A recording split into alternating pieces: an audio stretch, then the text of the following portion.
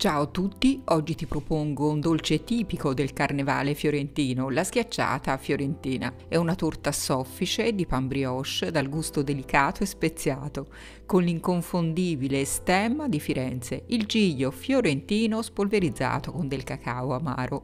Trovi gli ingredienti, come sempre, nell'info box sotto il video e nel blog. E adesso prepariamola insieme. Metto il lievito di birra fresco in una terrina, se usi quello secco ne basteranno 3 grammi, aggiungo il latte leggermente tiepido oppure a temperatura ambiente e poi ci metto anche un cucchiaino di miele. Mescolo bene il tutto facendo sciogliere il lievito. Aggiungo piano piano la farina zero, io sto usando una farina con 12 grammi di proteine. Le proteine sono la forza della farina, le trovi scritte sulla confezione.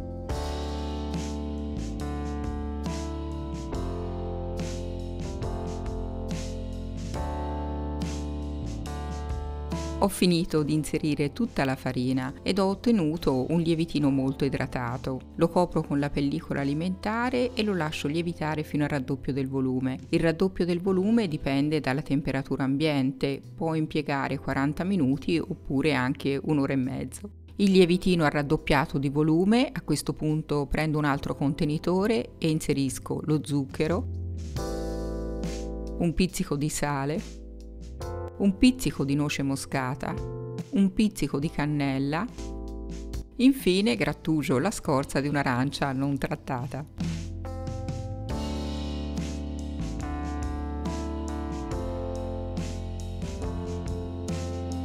Mescolo brevemente tutti gli aromi e già si espande un profumino delizioso. Aggiungo 2 uova, io uso delle uova biologiche a pasta gialla, sbatto bene il tutto con la forchetta. È arrivato il momento di inserire il lievitino. Il lievitino ha la funzione di rendere la mia torta più soffice. Inserisco la farina piano piano e mescolo facendola assorbire. Procedo in questo modo fino a metterla tutta.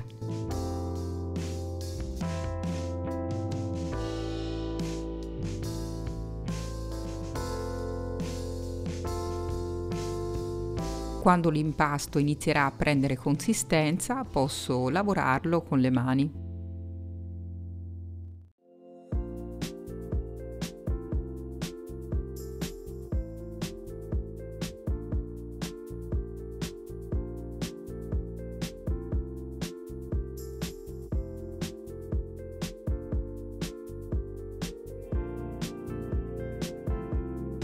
Mi sposto sul piano di lavoro con l'impasto, lo allargo con le mani ed inizio a mettere il burro morbido a temperatura ambiente. Metterò il pezzetto successivo di burro solo quando il precedente non si sarà assorbito. Ovviamente puoi preparare questo impasto anche con la planetaria, inserendo gli ingredienti in successione come da video. E mentre continuo a lavorare il mio impasto ti racconto la storia di questa schiacciata fiorentina, già citata nel suo libro nell'Ottocento dal gastronomo Pellegrino Artusi. La chiama in toscano la stiacciata coi siccioli, ovvero con i ciccioli, il grasso del maiale. C'è ancora chi usa lo strutto per prepararla, io ho preferito un buon burro bavarese per alleggerirla un po'. In passato questa schiacciata veniva preparata con gli avanzi della pasta del pane, li arricchivano con zucchero, spezie e lardo. In origine era chiamata la schiacciata delle murate perché veniva fatta dalle suore dell'omonimo convento. Quando il convento poi venne trasformato in carcere, questo dolce continuò ad essere proposto e servito come ultimo pasto ai condannati. Veniva concessa al condannato un'ultima coccola,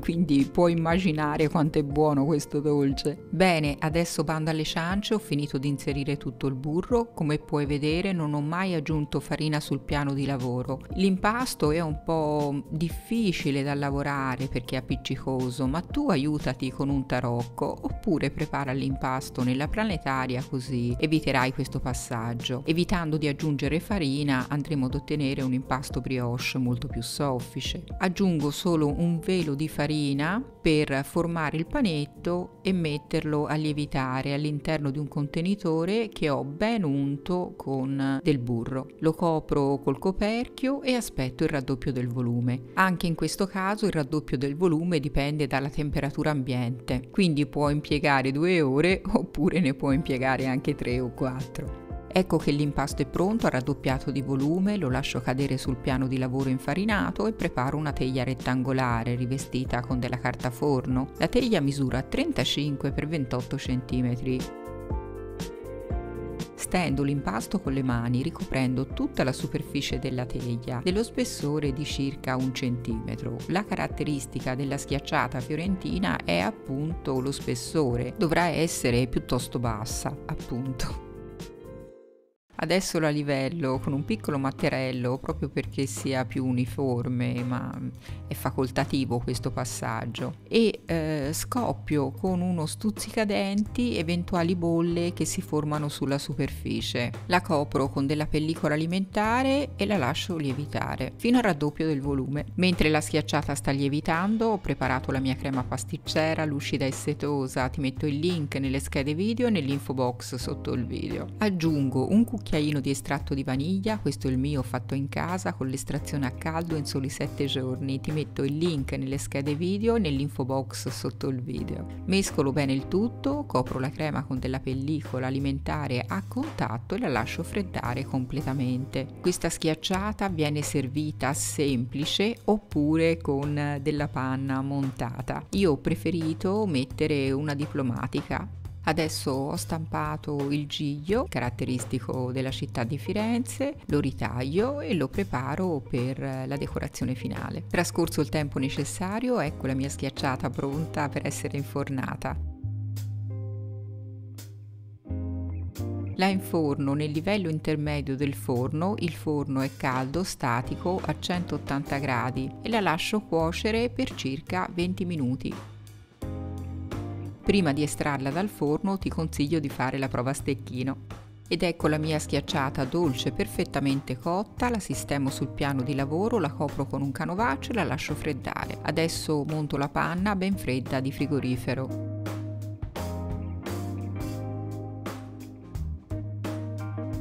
Poi lavoro la crema ben fredda facendogli riacquistare la consistenza giusta. Aggiungo la panna e mescolo delicatamente dal basso verso l'alto per non smontare il composto. Ed ecco la mia diplomatica pronta, soffice come una nuvola. La schiacciata dolce è fredda, quindi la capovolgo e poi la sistemo su un vassoio di portata. La divido in 2 parti uguali. Guarda quanto è soffice. La lievitazione è meravigliosa. Una volta divisa in 2, fai scorrere la parte tagliata su un vassoio per evitare che si rompa. Ora la farcisco con la mia crema diplomatica, ma come già ti ho detto puoi mettere solo la panna oppure gustarla semplice.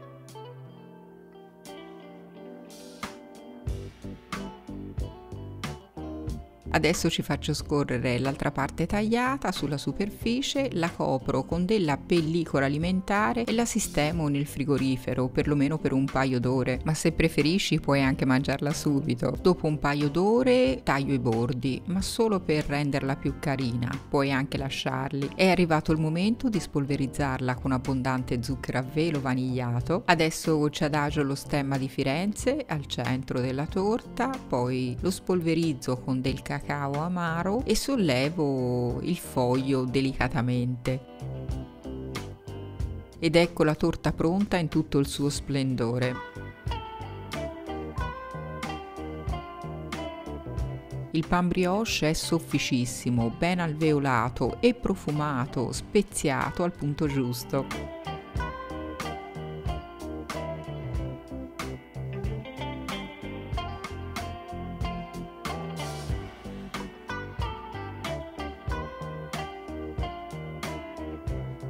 La crema all'interno che profuma di limone e vaniglia. Ti assicuro che ti innamorerai di questa torta fin dal primo boccone. È semplicemente fantastica. È talmente irresistibile che la mangio con le mani, scusate, e faccio anche il bis.